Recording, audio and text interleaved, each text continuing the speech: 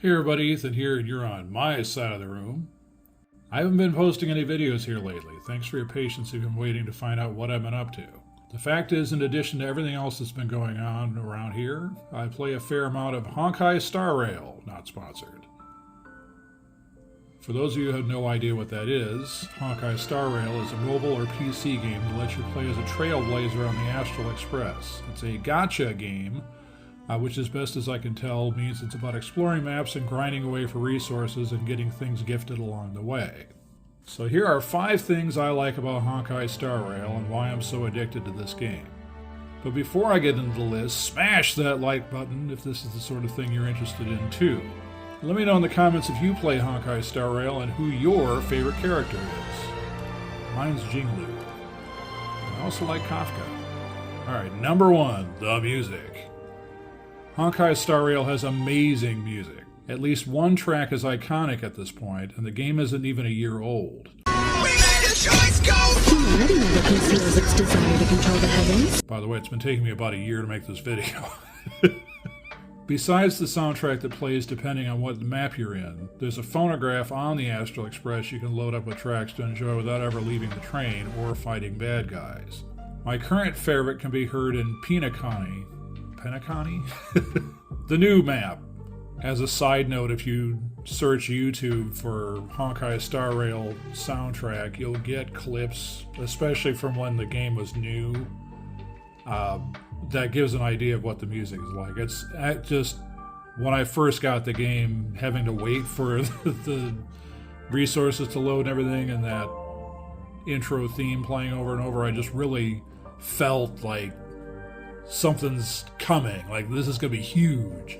And it is huge, and I've liked the game very much. Alright, moving on. Number 2, turn-based combat.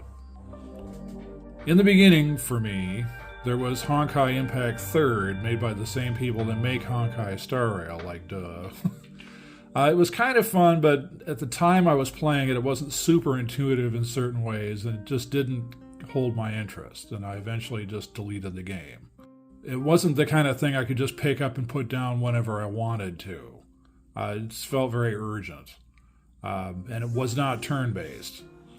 Now, the thing is, it's been so long since I played Honkai Impact 3rd, and the game has changed so much since I played it that I might as well have never played it. Now, Honkai Star Rail catches heat for being turn-based from people, but I actually prefer it. No matter what's happening or how epic the struggle is that you're engaged in, you can put the phone down and do something else, like, laundry. The game developers are extremely clever, and it's fun to hear how they urge you on while you're getting actual housework done instead of fighting Cocolia for the 100th time. Number 3, it's beautiful.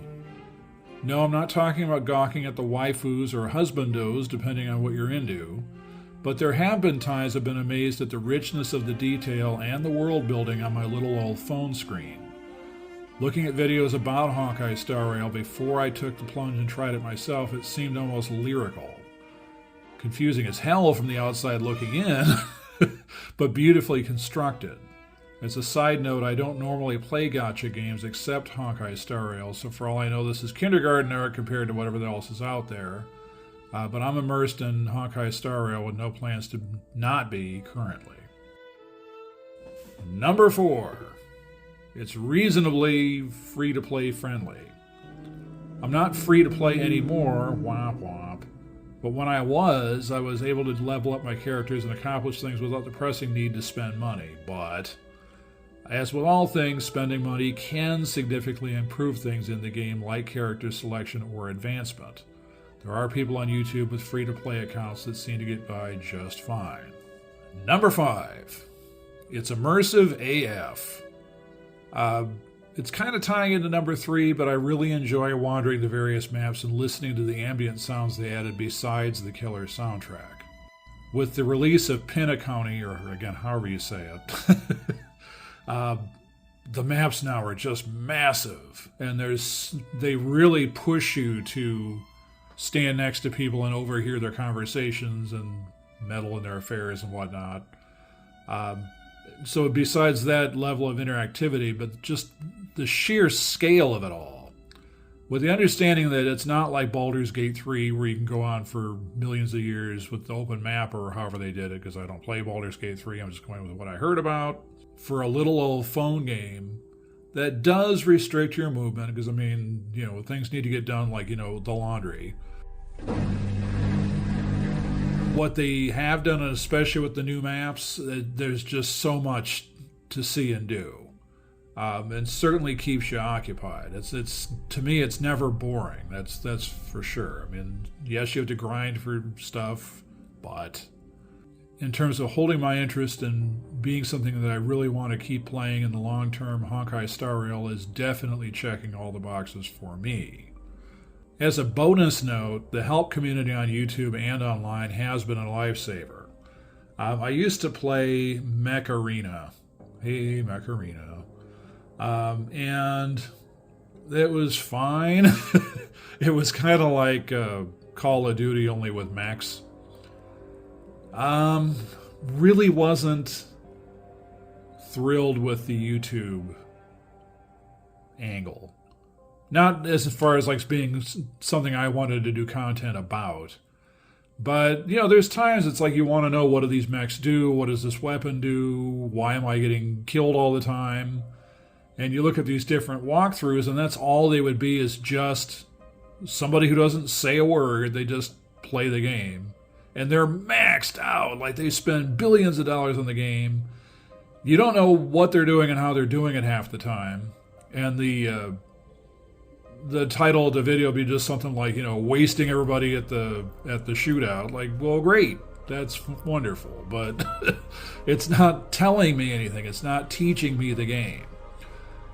With Honkai Star Rail, when I was watching the videos back when it was a new game and I hadn't downloaded it yet, it might as well have been all in Chinese, because there are all these weird terms like eidolons and relics and all this kind of stuff, and traces. Now I know what all those things are, and they don't require constant 24/7 monitoring, really. Certain things are just situational and happen like once a year or whatever, and certain other things, yes, you do want to work on them and get them buffed up or whatever. But channels like Braxophone, Moon, and then the website Game 8, it's GAME 8. None of that's sponsored. These are just some shout-outs to people and resources that have helped me out. Because honestly, you could just throw spaghetti at the wall and then sort of get by, and I was definitely doing that.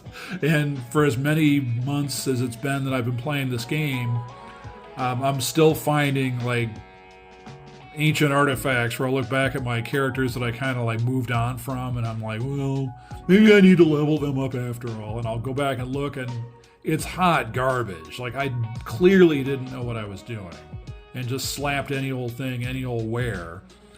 And then was bewildered as to why they weren't viable characters. Well, they were, I just didn't know what I was doing. So now, again, with these channels and these different web resources that are out there, they're very good, very informative, and can definitely help you out. If it's something you're interested in, then I would say go to something like Google Play or the Apple App Store and check out Honkai Star Rail.